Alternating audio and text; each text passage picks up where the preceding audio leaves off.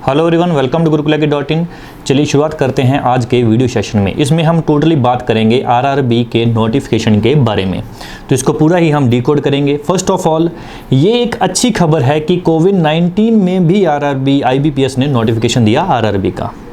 Last year जो vacancy थी वो 106 थी, इस बार जो है वो 100 है, तो कहीं ना कहीं वैकेंसी तो उतनी ही है। तो कोरोना का इतना ज़्यादा इफेक्ट बैंकिंग के ऊपर पड़ने वाला नहीं है, तो ये कहीं ना कहीं एक बहुत ही अच्छी न्यूज़ है, एक पॉजिटिव, आप ये कह सकते हो कि पॉजिटिव इन्फॉर्मेशन है, क्योंकि बैंकिंग कभी रुकने वाला सेक्टर है नहीं, क्योंकि ये हर इंसान से जुड़ा हुआ सेक्टर है। तो आईबीपीएस ने जो कैलेंडर में जो डेट को एक्सटेंड किया है, लेकिन एग्ज़ाम होगा। तो लेकिन एक बात कॉमन है कि आईबीपीएस ने जो रिज़ल्ट है वो जनवरी में ही रखा है। एग्ज़ाम का जो डेट है उसको एक्सटेंड किया है और वो सिर्फ 2 महीना, लेकिन रिजल्ट जनवरी में है। तो कहीं ना कहीं जो स्टूडेंट एएफओ के लिए प्रिपेयर कर रहे हैं उनका भी जो रिजल्ट है वो अप्रैल में या एक आधा महीना इधर उधर होने की पॉसिबिलिटी है।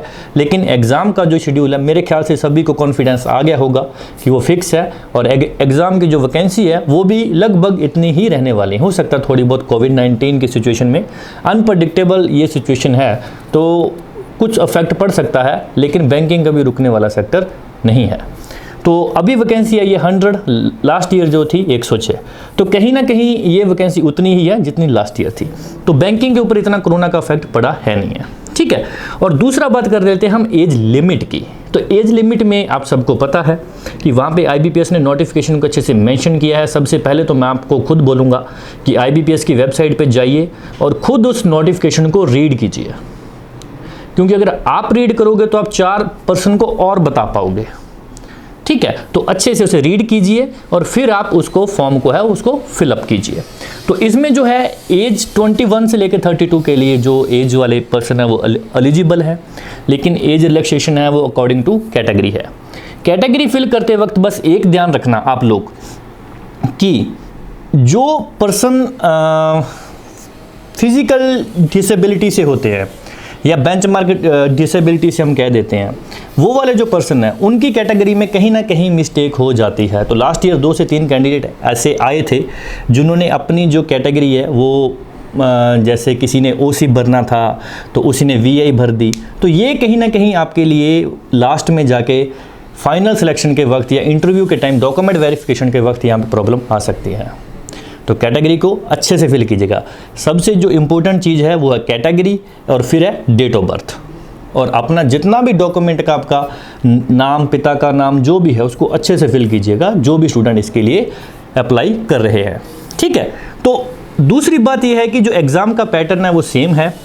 एग्ज़ाम की अगर बात करें हम इसकी क्वालिफ़िकेशन की, तो क्वालिफ़िकेशन में वही बीएससी एग्रीकल्चर इसमें मांगा है, साथ में हॉर्टिकल्चर, डेयरी और जो भी अदर फील्ड हैं इसके एग्रीकल्चर के एलाइड वाले, उनमें भी काफ़ी फील्ड को इसमें एलिजिबल किया गया है। लेकिन 2 साल का इसमें एक्सपीरियंस ज़रूरी है आरआरबी में। स्केल 2 के लिए, स्केल 1 के लिए कोई भी अप्लाई कर सकता है, लेकिन वहाँ पर प्रेफरेंस वर्ड यूज़ किया गया है कि वहाँ पे सिर्फ प्रेफरेंस देंगे। प्रेफरेंस इन केस कैसे होता है कि मान लीजिए कि लास्ट में जाके जब कट ऑफ बन रही थी तो उनका डेट ऑफ बर्थ सेम आ गई और उनके मार्क्स सेम आ गए, तो एग्रीकल्चर वाले को प्रेफरेंस दी जाएगी। ये चीज़ है स्केल 1 में। और स्केल 2 जो है इसमें तो मतलब एसेंशियल है, इसमें मतलब 2 साल का एक्सपीरियंस होना ही चाहिए, और रिलेवेंट फील्ड। और रिलेवेंट जो फील्ड उन्होंने वर्ड यूज़ किया ये अपने आप में एक ब्रॉड टर्म है, क्योंकि इसको आप ऐसा नहीं बोल सकते कि बैंकिंग का ही एक्सपीरियंस चाहिए या कोई ऐसी कंपनी का चल जाएगा। इसमें सिंपल होता है कि आपका जो एक्सपीरियंस है वो एचआर डिसाइड करेगा जो इंटरव्यू के टाइम होगा, क्योंकि इंटरव्यू के टाइम जो एचआर होते हैं वो डिसाइड करते हैं कि आपका जो एक्सपीरियंस है वो रिलेवेंट है या नहीं है। सो आपका एक्सपीरियंस है वो रिलेवेंट होना चाहिए, ठीक है। और साथ में जो और अगर बात करें तो वो बात हो रही है कि फ़ीस वगैरह की वो थोड़ी सी यहाँ पे इंक्रीज़ हुई हैं, 175 रुपये हैं SC/ST कैटेगरी और PWBD के लिए, और बाकी के लिए EWS जो OBC हैं और जनरल है उनके लिए 850 रुपये है, ठीक है। और बाकी एग्ज़ाम का जो पैटर्न है वो same as it as last year का है। प्रोफेशनल जो नॉलेज है वो 40 नंबर की, रीजनिंग है वो भी 40 की, फाइनेंशियल अवेयरनेस जो स्टूडेंट एग्ज़ाम को अच्छे से क्रैक करना चाहते हैं ना, वो फाइनेंशियल अवेयरनेस पे कंप्यूटर नॉलेज पे और रीजनल लैंग्वेज तो मेरे ख्याल से वो अपने अकॉर्डिंग ही चूज़ करेंगे, है ना, हिंदी और इंग्लिश में। और अगर बात करें कंप्यूटर की फाइनेंशियल अवेयरनेस की, और इन दोनों पे फोकस कीजिएगा, क्योंकि यहाँ पे आपके पास जो नंबर हैं वो नंबर हैं आपके पास 40 फाइनेंस अवेयरनेस के और 20 कंप्यूटर के। ये आपको लीड दिलाएंगे, क्योंकि क्वांट, रीजनिंग, प्रोफेशनल ये सब करेंगे। फाइनेंशियल को और कंप्यूटर को कहीं ना कहीं स्टूडेंट नेगलेक्ट कर जाते हैं, और ये स्कोरिंग सेक्शन होते हैं, दोनों ईजी होते हैं। चलिए, 200 नंबर का आपका टोटल जो है वो मार्क्स होंगे, 240 नंबर के क्वेश्चन होंगे, और लास्ट जो वेटेज है इनकी 80 की बन जाएगी, 20 नंबर का इंटरव्यू आ जाएगा, और टोटल मिला के 100 में से आपके फाइनल कट ऑफ बन जाएगी। लास्ट ईयर के कट ऑफ की बात करें तो वो गई थी 37, उससे लास्ट ईयर की बात करें तो वो गई थी 33 आउट ऑफ 100। तो इस साल वैकेंसी उतनी ही है। तो वैसे कोविड-19 में काफ़ी स्टूडेंट ने स्टडी भी नहीं किया, काफ़ी ने जम के भी की है, तो ये काफ़ी मतलब स्टूडेंट के लिए एक चेंजिंग पॉइंट हो सकता है कि जिन्होंने स्टडी की थी इस मीन टाइम में अपने पेशेंस में रह के, उनकी मेहनत यहाँ पे काम आएगी, क्योंकि वो ऑलरेडी कहीं ना कहीं लीड में है। लेकिन जिन्होंने नहीं की है तो वो शुरू करेंगे, बिल्कुल करेंगे, क्योंकि आपको टू द पॉइंट पढ़ना है, एग्जैक्ट जो आने वाला है आपको उसके ऊपर फोकस करना है।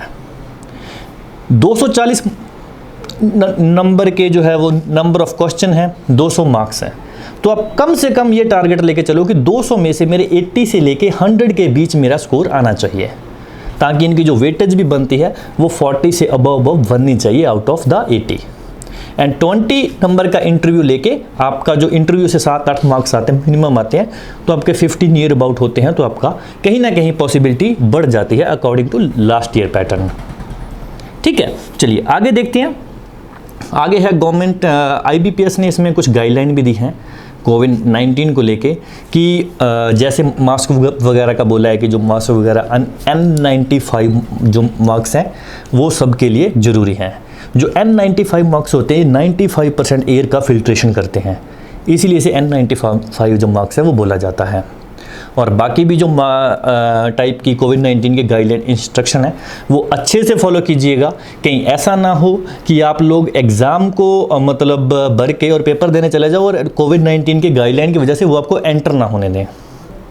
तो ये भी अच्छे से देखिएगा, पूरा अच्छे से फॉलो कीजिए, क्योंकि कोविड-19 की सिचुएशन में जो भी गाइडलाइन है सबको एक एक को अच्छे से फॉलो करना है।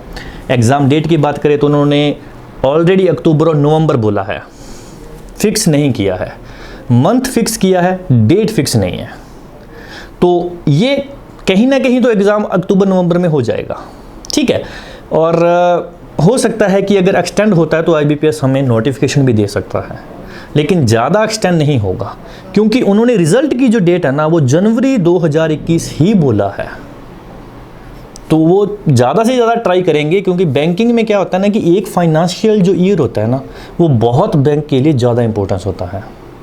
जो 1 अप्रैल से लेके अगला 31 मार्च होता है ना, उसमें बैंकिंग का पूरा ही ग्रोथ चेक होती है। तो ये कहीं ना कहीं वो रिज़ल्ट जनवरी में देने की कोशिश करेंगे, ठीक है। बाकी मेरे ख्याल से इसकी अगर सैलरी की बात कर ले तो RRB की सैलरी अच्छी है, स्केल 2 की। बाकी तो डिपेंड करता है, बैंक के ऊपर भी वेरी करता है। और इसका जो बेसिक सैलरी वगैरह अगर बात कर ली जाए, इन हैंड की ही बात कर ली जाए, तो इन हैंड सैलरी इसकी 45 से लेके 50 या 50 से ऊपर भी कईयों की चल जाती है, लेकिन एक फ़िक्स नहीं होता है, ये एक रेंज में होती है। उसका रीज़न क्या होता है कि जैसे आपको हाउस रेंट अलाउंसेस हो गया, ठीक है, उसके साथ साथ TA हो गया, ट्रैवल अलाउंसेस हो गया, DA हो गया, डियर अलाउंसेस हो गया, साथ में और भी बहुत चीज़ें अलाउंसेस टाइप के होते हैं, ठीक है। जैसे कोई मीटिंग करने जाते हो तो एक दिन का मीटिंग का आपको 800 रुपये एक्स्ट्रा मिलता है, ठीक है। और भी बहुत सारी तो छोटी छोटी चीज़ें काउंट होके आपका फाइनल बनता है इन हैंड आपको कितना आएगा, PF वगैरह आपका कट वहाँ पे होगा। तो ये कहीं ना कहीं आप एक रेंज लेके चल सकते हो कि 45 से लेके 55 के बीच यहाँ पे एक रेंज में आपकी सैलरी रहेगी। चलिए और बात करते हैं। और हमारे पास जो है ये ट्रैवल अलाउंसेस हो गया, लीज्ड वाला हो गया, ठीक है। बात आती है आपके डॉक्यूमेंट की।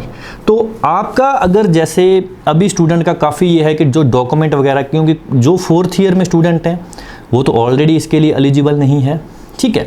तो ये तो एक स्वाभाविक सी बात है कि 2 साल का अगर एक्सपीरियंस चाहिए तो आपके जितने भी डॉक्यूमेंट्स वगैरह हैं वो 21/7/2020 से पहले होने चाहिए।